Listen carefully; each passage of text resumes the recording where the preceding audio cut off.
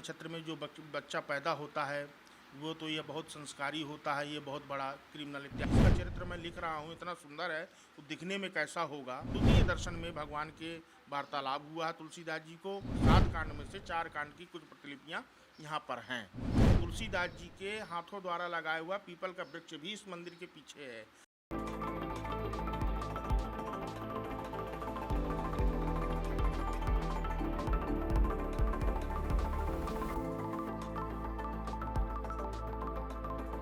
कामतानाथ भगवान के दर्शन के लिए जब आप आते हैं और कामदगिरी पर्वत की जब परिक्रमा करते हैं, तब वहाँ पर आपको ये आश्रम यहाँ पर दिखाई देगा। मैं वो आपको वो भी दिखाना चाहूँगा। वो स्थान पवित्र स्थान है, परिक्रमा मार्ग पर है, लिहाजा यहाँ तमाम लोगों का यहाँ पर आना जाना रहता है। और यहाँ पर कहा जाता है कि जो तुलसीदास जी हैं, जिन्होंने रामचरितमानस की रचना की है, उनके गुरु नरहरि दास जी का ये आश्रम है। और यहाँ पर रामचरितमानस की जो प्रतियां हैं वो भी यहाँ पर रखी हुई हैं। अयोध्या कांड हो, उत्तर कांड हो, किष्किंधा कांड हो, इन तमाम कांडों की कुछ यहाँ पर प्रतियां हैं। संपूर्ण प्रतियां तो यहाँ पर नहीं हैं, लेकिन आप देखेंगे यहाँ पर तमाम वो प्रतियां हैं। मैं वो भी आपको दिखाना चाहूँगा। ये किष्किंधा कांड की प्रतियां हैं, आप ये देखेंगे। इसमें तुलसीदास जी के हस्तलिखित ये पूरी प्रतियां हैं जो आप ये देख रहे हैं।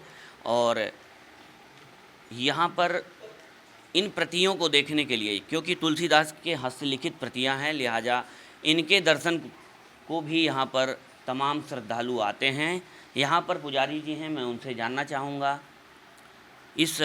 इन प्रतियों के बारे में, तुलसीदास जी के बारे में क्या यहाँ की मान्यता है और यहाँ लोग दर्शन के लिए क्यों आते हैं।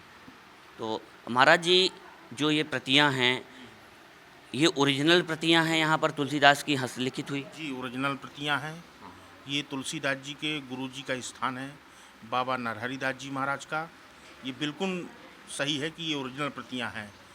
ये रामचरितमानस के 7 कांड में से 4 कांड की प्रतियां यहाँ उपलब्ध हैं। अयोध्या कांड का कुछ हिस्सा है, किष्किंधा कांड है, आरण्य कांड है, अयोध्या कांड है। ये 4 कांड की प्रतियां हैं। और ये पुरातन काल से सबको मालूम है कि ये नरहरि दास जी का स्थान है, नरहरि दास जी की तप स्थली है। जब भगवान श्री राम यहाँ चित्रकूट में उन्होंने 14 वर्ष का वनवास काटा, वनवास के बाद जब 11.5 साल के बाद यहाँ से जब कामदगिरी पर्वत से गए, तमाम तरीके के किस्से और कहानियाँ हैं जो कि यहाँ की वास्तविकता को भी बखान करती हैं। और उसी में ये आप देखेंगे, ये भी एक आस्था का केंद्र है, क्योंकि यहाँ पर रामचरितमानस की प्रतियां रखी हुई हैं। तो महाराज जी, ये बताइए कि जिस तरीके से अयोध्या से तुलसीदास जी ने अपने जो रामचरितमानस की रचना की शुरुआत की थी, बनारस में उन्होंने पूरी इस रामचरितमानस की रचना की थी, ऐसे में यहाँ जो प्रतियां हैं यहाँ पर कैसे आईं, पूरी उनकी मैं कहानी जानना चाहूँगा पहले की आप। तुलसीदास जी का हम लोगों के पूर्वज बताते चले आ रहे हैं कि तुलसीदास जी महाराज जब रामचरितमानस की रचना बनारस में संपूर्ण किया है, तो जब रामचरितमानस उन्होंने लिखा है, तो तुलसीदास जी को लिखने के बाद उनको ये एहसास हुआ कि जिसका चरित्र मैं लिख रहा हूँ इतना सुंदर है तो दिखने में कैसा होगा। तो उनकी दिल में जो जिज्ञासा उत्पन्न हुई, उस जिज्ञासा को मिटाने के लिए उन्होंने हनुमान जी से संपर्क किया। हनुमान जी के माध्यम से उन्होंने चित्रकूट आए। भगवान के दर्शन के लिए हनुमान जी ने प्रेरित किया कि आप चित्रकूट पुनः जाइए, आपको भगवान श्री राम के दर्शन वहीं होंगे। तो तुलसीदास जी ने कुछ प्रतियाँ, मतलब 7 कांड में से कुछ प्रतियों के कांड हम लोगों का पूर्वज बताते चले आ रहे हैं कि उस समय लेके आए हैं। नरहरि दास जी को भी उन्होंने दिखाया है। और यहीं पर चित्रकूट में भगवान श्री राम के दर्शन हुए। प्रथम दर्शन का उल्लेख मंदिर के ही आसपास, ये तुलसीदास जी का जो गुरु स्थान है, तुलसीदास जी के हाथों द्वारा लगाया हुआ पीपल का वृक्ष भी इस मंदिर के पीछे है, आज भी विद्यमान है।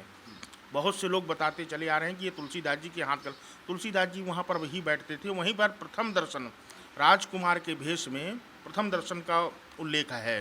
मतलब भगवान श्री राम के दर्शन तुलसीदास जी को हुए, वो यही स्थान है, यहीं पर पहली बार उनको दर्शन हुए थे। द्वितीय दर्शन मंदाकिनी के किनारे हुआ है। चित्रकूट के घाट में भई संतन की भीड़, तुलसीदास चंदन घिसे तिलक देत रघुवीर, यो मंदाकिनी किनारे। द्वितीय दर्शन में भगवान के वार्तालाप हुआ है तुलसीदास जी को। तब से ये तुलसीदास जी का ये जो हस्तलिख रामचरितमानस है, तभी से यहाँ स्थापित है। तभी से यहाँ पर रखे हैं। 4 कांड 7 कांड में से 4 कांड की कुछ प्रतिलिपियाँ यहाँ पर हैं। एक कांड की कुछ प्रतिलिपि राजापुर में है, 2 कांड भी बनारस में भी हैं। लंका कांड सुंदरकांड का बनारस में दर्शन है, राम जानकी मंदिर अस्सी घाट। बाल कांड का कुछ हिस्सा राजापुर में उपलब्ध है, बाकी और कहीं नहीं है। तो यहाँ पर आप देखेंगे, जब आप चित्रकूट आएंगे, इस स्थान पर आएंगे, नरहरि दास जी का ये तपस्थली है और यहाँ पर भगवान राम जी ने पहली बार तुलसीदास जी को अपने दर्शन दिए थे। और उसके बाद जो दूसरे दर्शन हुए थे तुलसीदास जी को, मंदाकिनी गंगा के किनारे हुए थे। और कहा जाता है कि यहाँ पर जो 4 कांडों की प्रतिलिपियाँ हैं वो यहाँ पर रखी हुई हैं।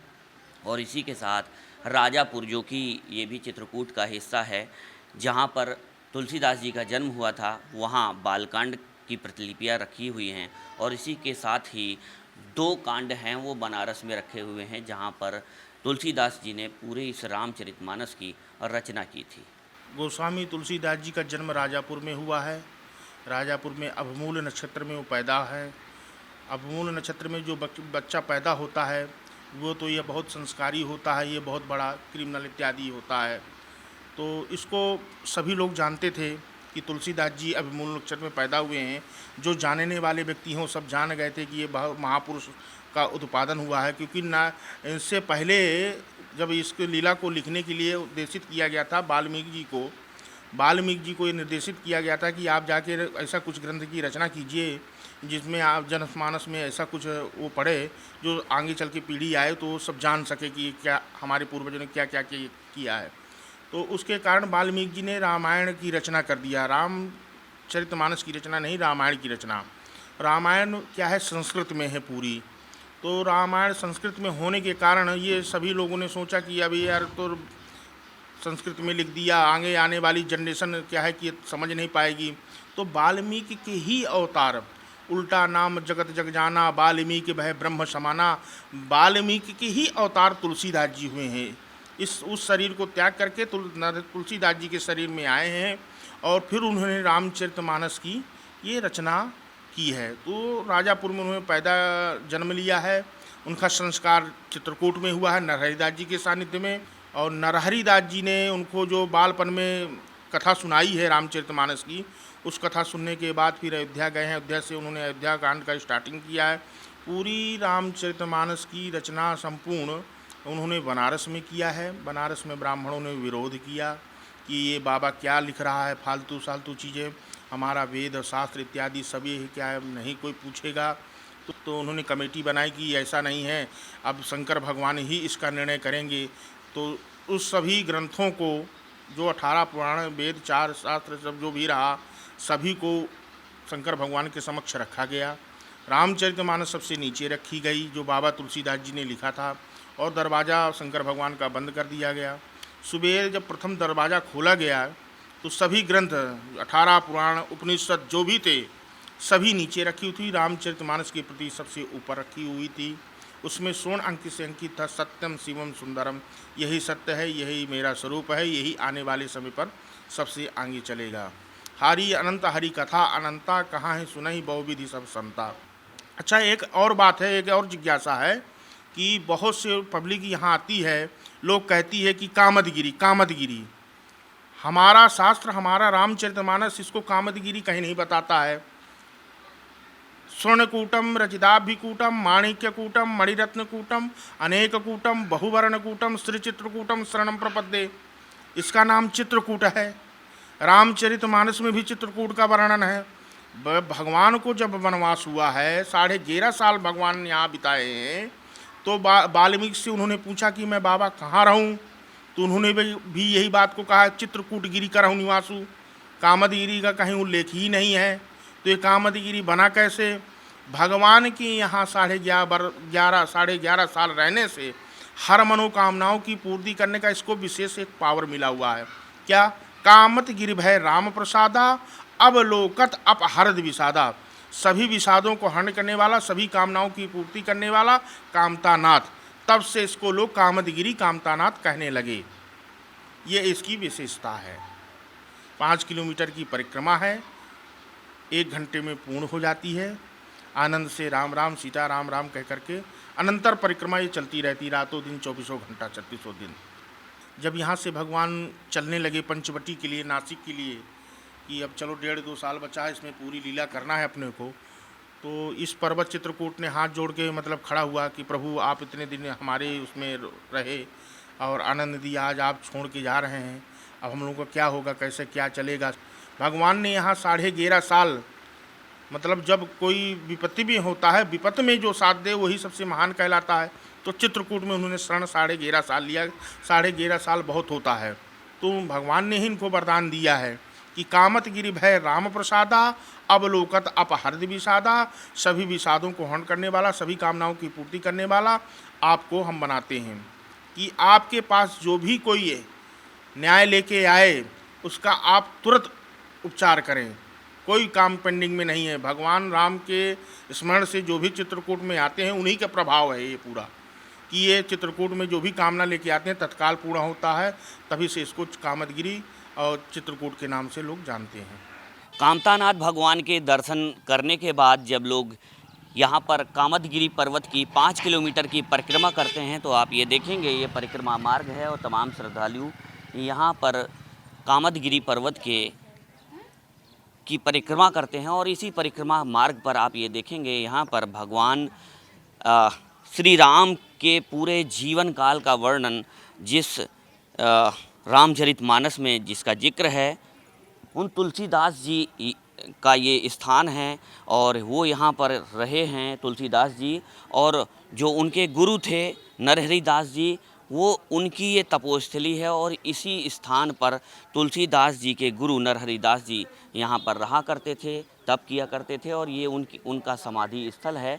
और उसी के साथ ये पूरा आप देखेंगे ये पूरा कामदगिरी पर्वत है। और ये जो स्थान है ये कामतानाथ जी के बाद जब आप दर्शन करने के बाद परिक्रमा मार्ग पर जाते हैं परिक्रमा के लिए कामदगिरी पर्वत की, तब जो है ये आपको उसी मार्ग पर पड़ता है। और ये आप देखेंगे यहीं पर भगवान श्री राम के जो रामचरितमानस के कांड की प्रतिलिपियां हैं वो भी यहाँ रखी गई हैं, वो भी हम आपको दिखाएंगे। और ये देखेंगे आप तुलसीदास जी की हस्तलिखित रामचरितमानस के आप यहाँ पर दर्शन कर सकते हैं। जब आप यहाँ आते हैं तो यहीं पर नरहरि दास जी का ये आश्रम है और इसी आश्रम में 4 कांड बताया जाता है कि 4 कांड की प्रतिलिपियाँ यहीं पर रखी हुई हैं। और इसी यहाँ पर जो है लोग उनको दर्शन करने के लिए आते हैं, क्योंकि हाथ से लिखी हुई रामचरितमानस यहाँ पर आपको देखने को मिलती है। तो तमाम जो है श्रद्धालुओं का जमावड़ा भी यहाँ पर रहता है।